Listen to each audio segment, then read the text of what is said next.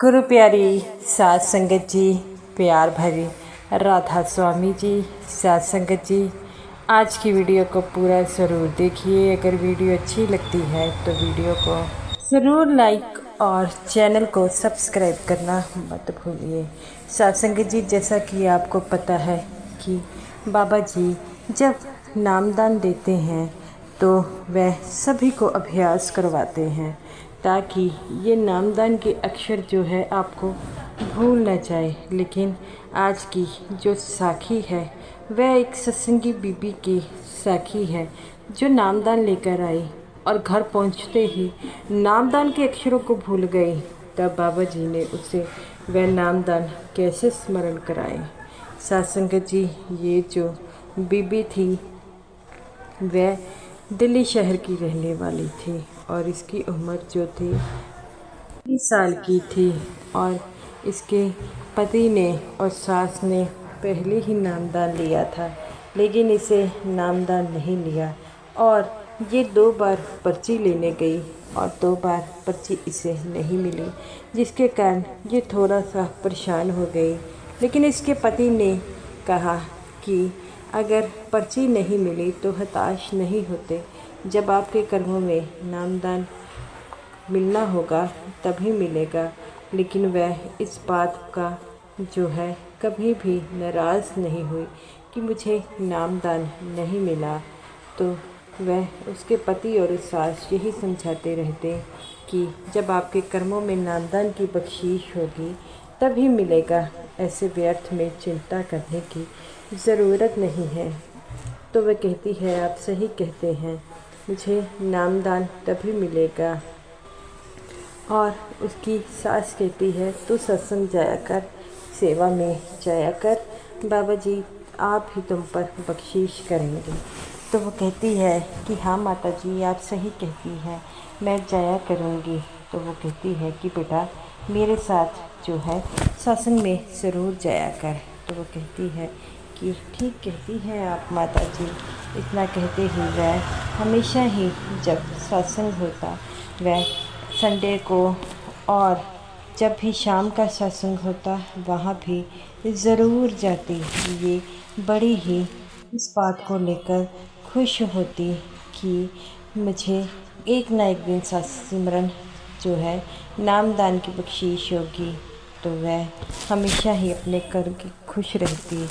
उसके दिन एक बार डेरे में ऐसे ही अनाउंसमेंट हुई कि दिल्ली शहर वालों ने जिन्होंने नामदान लेना है उन्हें पर्ची मिल रही है। ये घर आकर अपनी पत्नी को बताता है कि डेरे में जो है नामदान की पर्चियाँ मिल रही है, अगले हफ्ते भी दिल्ली शहर को मिलने वाली है। तो वो कहती है कि क्या पता वो मुझे इस बार पर्ची मिले ना मिले। तो उसका पति कहता है कि ऐसे निराश मत हो, तुझे नामदान की पर्ची ज़रूर मिलेगी, तू ऐसा कर, तैयार हो जा, तो हम चलेंगे। लेकिन वो कहती है कि अब मैं पर्ची ले लेकर थक गई हूँ, अब मुझे लगता है मुझे नामदान नहीं मिलेगा। तो उसका पति कहता है कि किसी बात की चिंता मत कर, तुझे नामदान की ज़रूर बख्शीश होगी, मेरा कह करने के लिए तो चली चल। तो वो कहती है ठीक है, अगर आप इतना फोर्स कर रहे हैं तो मैं नामदान के लिए पर्ची ले आती हूँ। और वह घर से नामदान की पर्ची के लिए अपने पति से चली जाती है। वहाँ पर पहले सत्संग सुनते हैं और फिर दिल्ली शहर की जो है जहाँ पर लाइन थी वहाँ पर खड़ी हो जाती है। ये थोड़ा घबरा जाती है, इसे समझ नहीं आता कि मैं क्या करूं। तो वो कहती है कि अगर इस बार मुझे पर्ची ना मिली तो मैं नामदान लूँगी नहीं। उसका पति कहता है इतनी निराश हो गई है, कईयों को तो 10-10 बारी पर्ची नहीं मिलती, वह तो कभी निराश नहीं होते, तू क्यों हो गई है। तो कहती है कि मुझे समझ नहीं आ रहा, ऐसा लगता है कि अब मुझे जो है पर्ची नहीं मिलेगी। और उसका पति कहता है चिंता मत कर, सब कुछ ठीक हो जाएगा। और वह लाइन में खूब सोची जा रही थी कि पता नहीं मुझे अब नामदान मिलेगा भी कि नहीं। वह लाइन में खड़ी थी। जब उसकी बारी आती है तो पहले तो उसने उम्मीद ही छोड़ दी, लेकिन उसे पर्ची मिल जाती है, जिस बात से उसे इस बात पर यकीन नहीं हो रहा था कि मुझे पर्ची मिल गई है। और वह बड़ी ही खुश नज़र आती है और अपने पति से कहती है कि मुझे पर्ची मिल गई। तो उसका पति कहता है तू तो इस बात की टेंशन ली जा रही है और क्या फ़ायदा तो ऐसे टेंशन लेने का। तो वो कहती है आप इस बात को नहीं समझेंगे, मुझे 2 बार पर्ची नहीं मिली और जिसके कारण मैं हताश हो गई। उसका पति कहता है हताश होने से कुछ नहीं होता। वह कहती है आपकी बात को मैं मानती हूँ, लेकिन पर्ची तो जब तक नहीं मिलेगी तो नामदान कैसे। तो वो कहता है अगले हफ्ते जो है डेरे में दिल्ली वालों को नामदान मिलना है। तो वो कहती है अगले हफ्ते क्या हम फिर आएंगे। तो वो कहता है कि इतने दिन हम यहाँ पर रुक भी नहीं सकते, तुम ऐसा करना कि जब नामदान से 1 दिन पहले आ जाना। तो वो कहता है इस बार मैं तुम्हारे साथ नहीं आ सकूँगा, क्या तुम अकेली आओगी। तो वो कहता है हाँ मैं अकेली ही आ जाऊँगी। और कहकर वह चले जाते हैं। घर जाकर माँ को भी बताया जाता है कि मुझे पर्ची मिल गई और वह दोनों बड़े ही खुश होते हैं। ऐसे ही समय व्यतीत होता रहता है।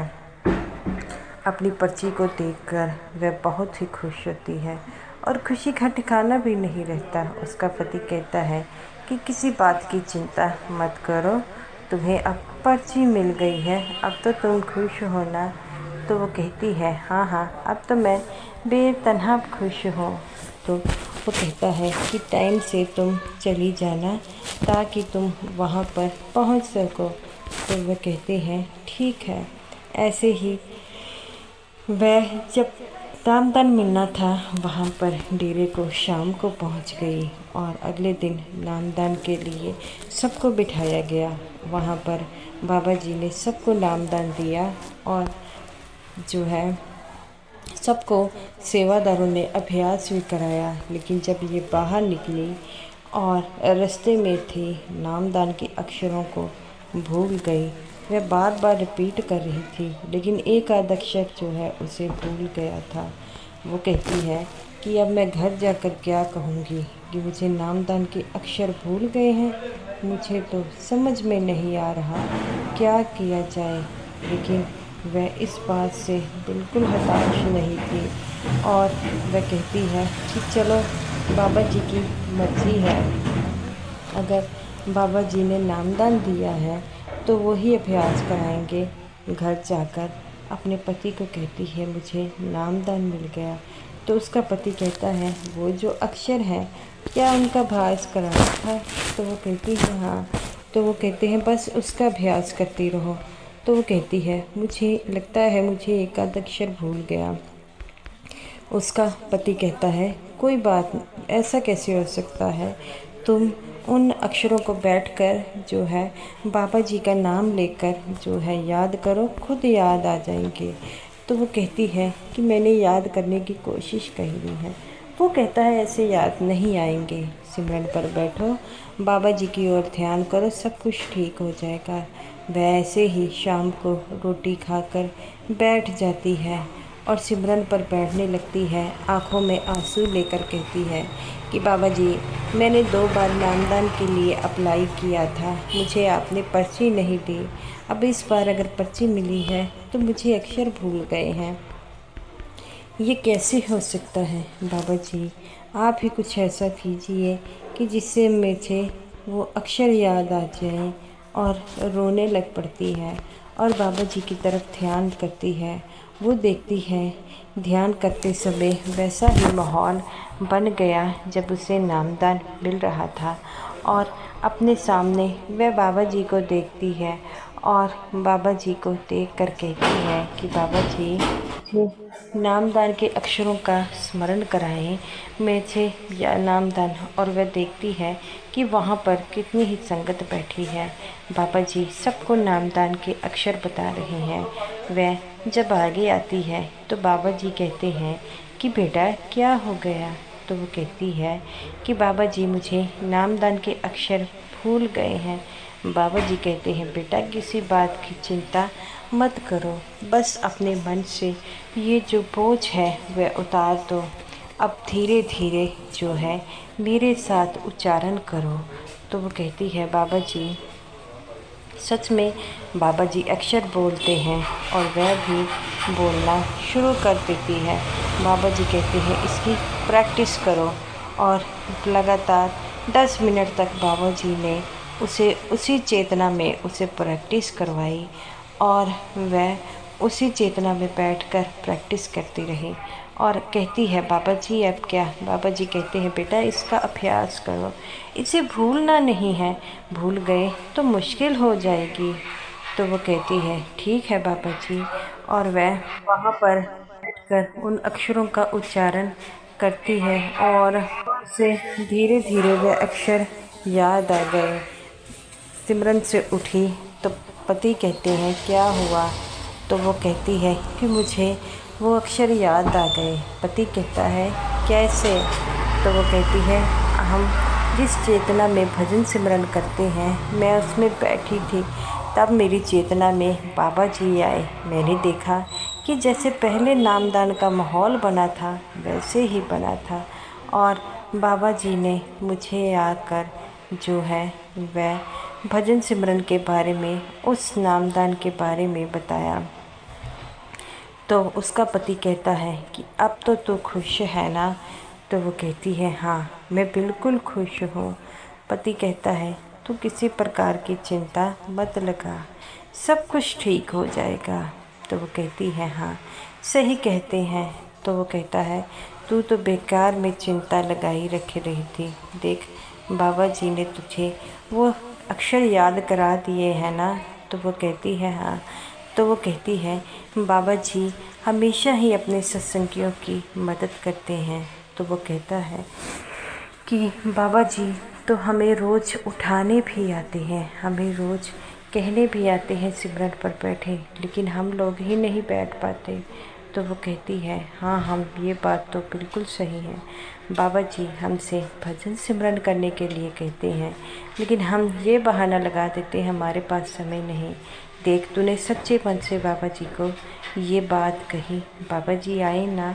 अगर हम सच्चे मन से भजन सिमरन करें तो बाबा जी हमारे हर परेशानी को सॉल्व करते हैं। तो वो इस बात को सुन रोने लग पड़ी। उसका पति कहता है क्या हुआ। तो वो कहती है कि आप सही कहते हैं, बाबा जी हमारे साथ पल पल हैं। जो भजन सिमरन के जरिए सत्संगी उन्हें सच्चे मन से याद करता है, बाबा जी उनके पास ही रहते हैं। अब किसी प्रकार की चिंता मत करो, ऐसे स्मरण का रोज़ ही आप याद करें। और उसका पति कहता है कि तुम्हें इसका अभ्यास रहे, इसके लिए रोज़ भजन सिमरन पर बैठना है। तो वो कहती है हाँ बाबा जी यही कहते हैं। वो कहती है बाबा जी कहते हैं कि धीरे धीरे इस भजन सिमरन की अवधि को बढ़ाना है। तो वो कहता है हाँ, क्योंकि शुरू में हमें इसका अभ्यास नहीं होता, जैसे जैसे अभ्यास होता है सब कुछ ठीक होना शुरू हो जाता है। तो वो कहती है आप सही कहते हैं। वो कहता है कि बाबा जी हमें इस कर्म कांड में जो है बाहर निकालना चाहते हैं, भजन सिमरन कर कर हमारा ही फ़ायदा है। और वह उठकर बाबा जी की फ़ोटो के आगे गई और कहती है मेरे सच्चे पातशाह, आपने मेरे पे जो रहम किया है, जो दया की है वह सबका करें। जो भूल कर आपको याद करें या किसी से गलती हो जाए उसकी गलती को माफ़ कर दीजिए। और मैं जो हूँ इस बात के लिए अपने आप को बड़ी भाग्यशाली मानती हूँ कि मुझे आप जैसे गुरु मिले। तभी वहाँ पर जो है उसकी सास आ जाती है, कहती है क्या हुआ। तो वो कहती है कुछ नहीं माँ, मैं नामदान की अक्षर भूल गई थी, बाबा जी ने स्मरण करा दी है। तो वो कहती है हाँ बाबा जी सबके साथ हैं, और जो सच्चे मन से बाबा जी याद करता है बाबा जी उनके साथ पल पल रहते हैं। तो गुरु प्यारी साथ संगत जी, ये रही मेरी आज की वीडियो। अगर आपको ये वीडियो अच्छी लगी हो तो वीडियो को लाइक और शेयर करना मत भूलिएगा। और समूह साथ संगत जी को मेरी तरफ से प्यार भरे राधा स्वामी जी।